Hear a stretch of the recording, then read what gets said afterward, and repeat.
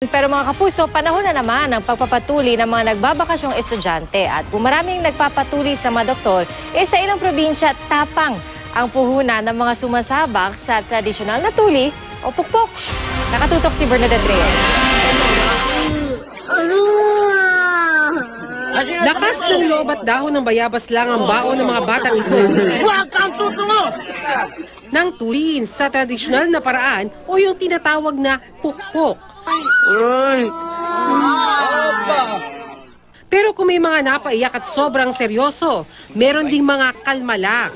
Tulad ng ilang taga-Nagcarlan, tuwing mahal na araw rin na kaugalian ng mga taga-Fami Laguna ang pagpapatuli sa mga batang lalaki.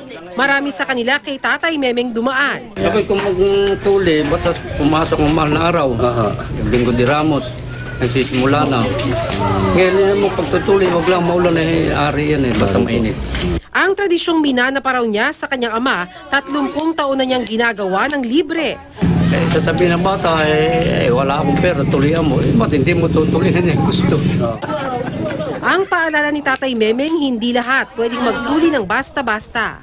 Hindi ka naman nari magtuli ng mahina loob mo yan. Gawa nang yan masilang na tayo ng ari ng bata. Dati nang sinabi ng Health Department na mas ligtas pa rin magpatuli sa mga doktor. Tulad na lang sa isinagawang medical mission sa Calaca, Batangas at Kidapawan City kung saan mahigit 200 ang tinuli. Bernadette Reyes, Nakatutok, 24 Oras.